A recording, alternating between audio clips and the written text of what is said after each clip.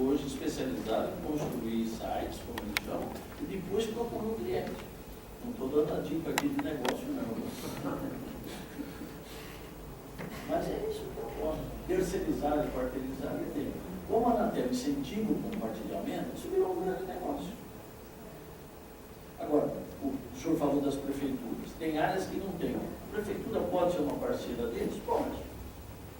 Eu cedo a área território, como tem uns benefícios aqui. Você me paga ali, toma aqui, porque ele está usando o solo do município para ganhar dinheiro. O município não tem direito a alguma coisa. Então, eu te facilito, por exemplo, a área de preservação. Nós fizemos um trabalho grande, e aí, até em função da Copa, não só da Copa, mas dos grandes eventos, por exemplo, estradas, aeroportos, rodoviárias, tem cobertura, não tem?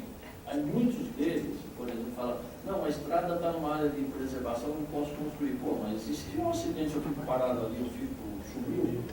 Então, o DERSA ou as concessionárias, através do DERSA, cedem a infraestrutura e eles põem o sinal.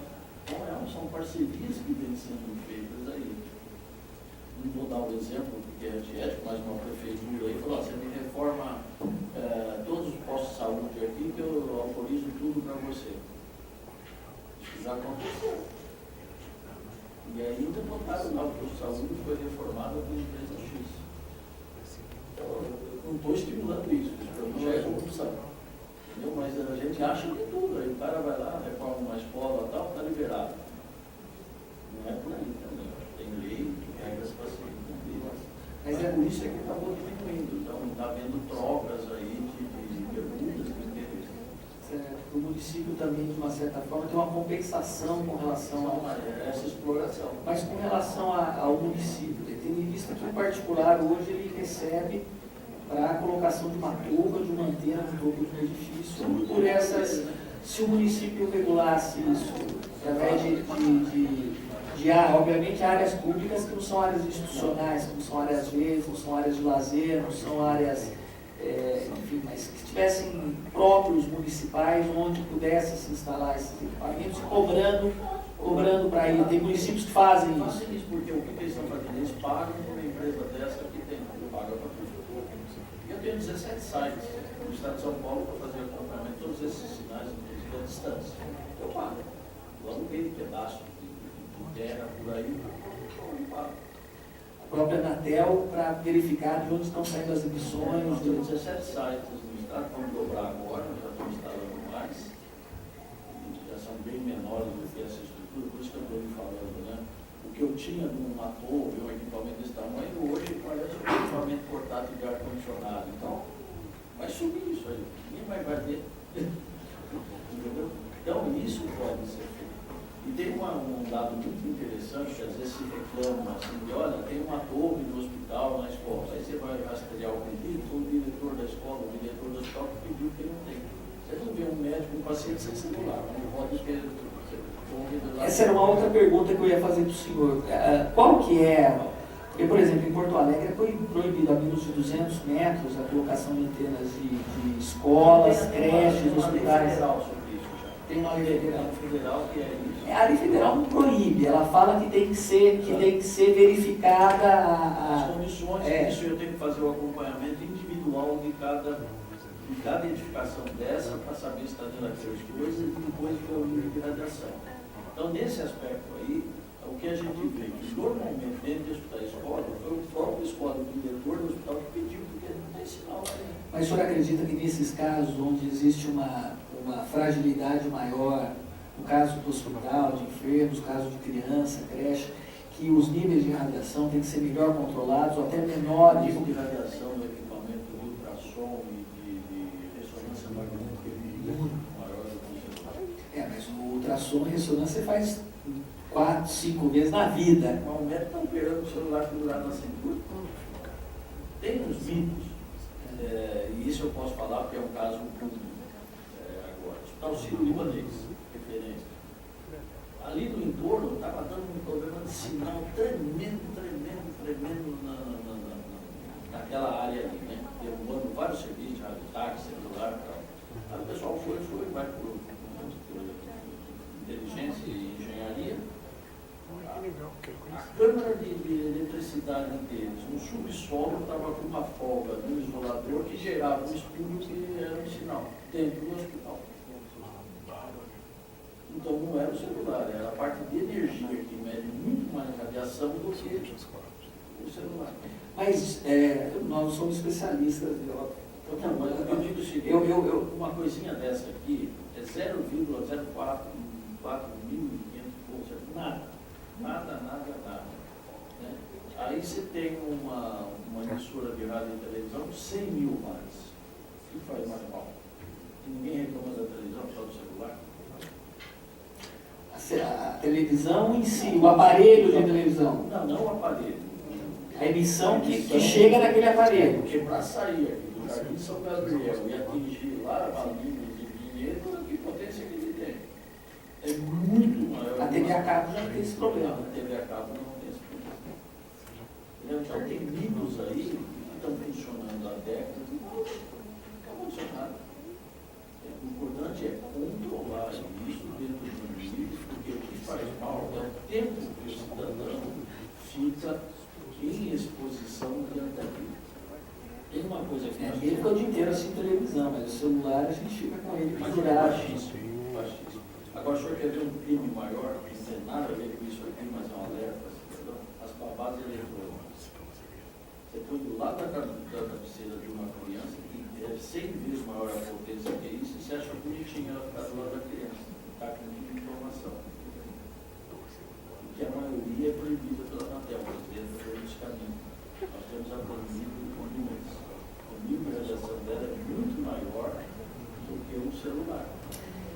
Nós ouvimos alguns técnicos aqui na comissão, vamos ouvir outros. E temos também artigos, né, que subsidiaram aqui os trabalhos. Na internet hoje se encontra uma vasta literatura sobre a emissão de radiação. Mas em todos eles, quase, a gente verifica que os níveis de radiação no Brasil são maiores que os níveis de radiação na Europa, em países da Europa.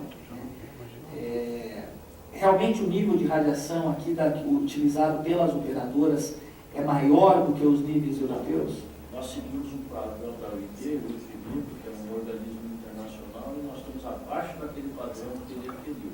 Essa informação precisa ser checada. Países como França, como Inglaterra, como Suíça. Nós estamos abaixo. O que existe, que vocês precisam verificar, é o seguinte: olhem a topologia desses países e olhem a topologia do nosso. Então, se eles têm maiores concentrações em melhor área, eles têm que ter menor potência. Se nós somos uma área grande e maior, você pega aqui Campinas, que é um planalto, você irradia muito mais com menos antena do que São Paulo, ou do que Poços de Caldas, você tem que pôr muito mais para cobrir as áreas de som. Entendeu? Então, mas isso precisa ser... Tem um artigo, aí o senhor que é o especialista, mas Zurique, por exemplo, você não tem antena na cidade, só tem antena na periferia da cidade. Mas em engenharia, tudo é possível, desde que haja um projeto para cobrir aquilo. Mágica não tem. A topografia nossa, o senhor acredita que prejudica? A topografia, por exemplo, você está próximo de rio, de lago, de uma represa, tudo isso ajuda. Mas se houver um planejamento de que todo, como é que eu vou cobrir, e o município, aí sim, compartilhar aquilo e obrigar que as empresas façam tudo, porque existe o lado da concorrência. Né? Todo mundo tem que fincar sua bandeira. Mas se ela fala, não, aqui vocês vão ter que fazer um estudo para diminuir, vocês vão compartilhar. Agora, o que tem? Quem chegar primeiro, põe mais alto. Eu faço isso aqui é o minha torre. Eu cheguei primeiro, pus minha antena lá em cima, vou cobrir mais. Veio o segundo, pus aqui, eu vou cobrir menos. Veio o terceiro, pus aqui.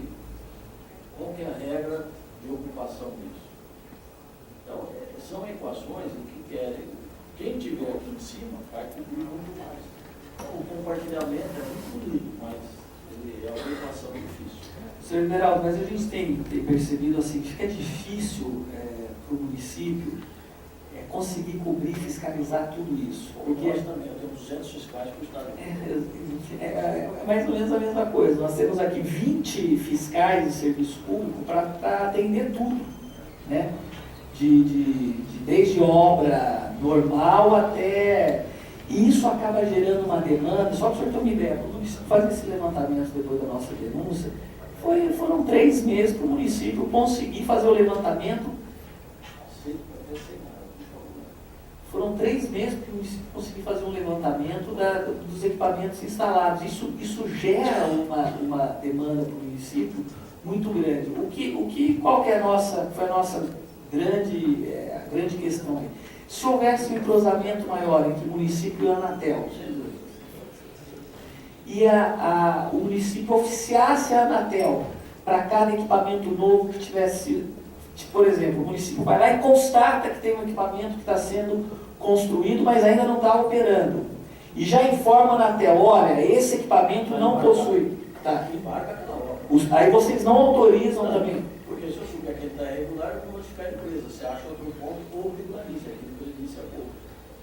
Se eu souber que essa... Mas aí se ele apresentar a RT do engenheiro, apresentar... Aí eu não posso... O senhor não pode exigir daí que tenha o alvará de instalação antes de... Não, porque aí afeta o engenheiro que assinou. Aí o CREA que tem que fiscalizar. Tem uma outra figura aí que tem que aparecer, que o CREA que fiscaliza essas ARTs, o atestado de responsabilidade técnica.